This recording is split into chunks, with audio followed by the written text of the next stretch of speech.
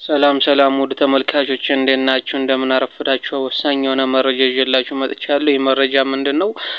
አስፈላጊ መረጃ ስለሆነ ለሁሉም እንዲደርስ ሼር አድርጉ፣ ሰብስክራይብ አድርጉ። እንዲሁም ደግሞ መድረስ ለማይችላቸው እየደወላችሁም ንገሯቸው። ኮፒ አድርጋችሁም ቪዲዮ ላኩላችሁ እዩት። መረጃው ለሚመለከተው አካል ሁሉ መድረስ ስላለበት ማለት ነው። አሁን መረጃው ምንድነው?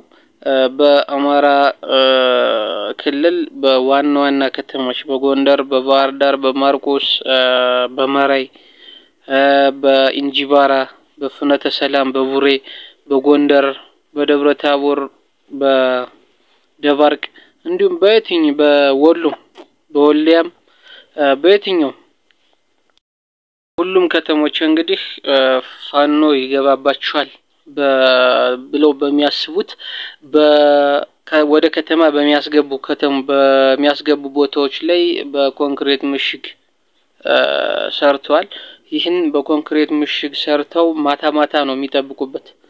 ቀን ኗሪ እንዳያቸውና መረጃ ለፋኖ እንዳይደርስ በጥንቃቄ በተሞላበት ሁኔታ እዛው ውስጥ ምሽግ ውስጥ የማይወጡ እዛው አካባቢ የዘበኛ ቤት የጥበቃ ቤት በማስመሰል እንግዲህ ቀን የሚውሉት ጥበቃዎች ናቸው። ኖርማል ድርጅት አይደለም። ነገር ግን ንብረት ያለ አስመስሎ ለማስጠበቅ በሚያስመስል ሁኔታ እንግዲህ ምንም ንብረት የሌለው ዝም ብሎ በተከማቸ ድንጋይ በተቀመጠ አሸዋ ላይ የዘበኛ ቤት አስመስሎ ቀን ጥበቃዎች ይውላሉ። በአንዳንድ አካባቢዎች ኗሪ እንዳያልፍባቸው ታግደዋል። ነገር ግን ማታም የማይወጡ ሚሊሾችም አሉ። ከዛው ላይ ሆነው ቀን የማይወጡ ሚሊሾች አሉ።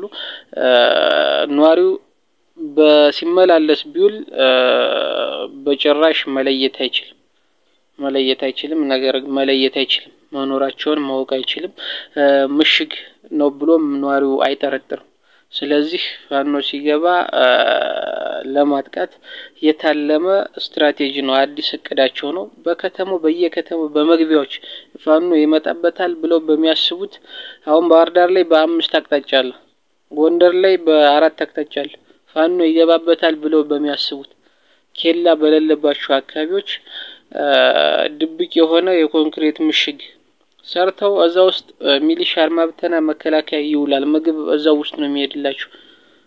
ምግብ በሚወስዱበት ሰዓት ኗሪ በዛ አካባቢ እንዳያልፍ ይከለከላል። ስለዚህ ሁኔታ ስላለ ከባድ ጥንቃቄ ሊደረግ ይገባል። በወሎም በሸዋም በጎንደርም በጎጃም ነው ይሄ ነገር እየተደረገ ያለው። ቆቦ ላይ አለ፣ በ3 አቅጣጫ ቆቦ ላይ ተሰርቷል።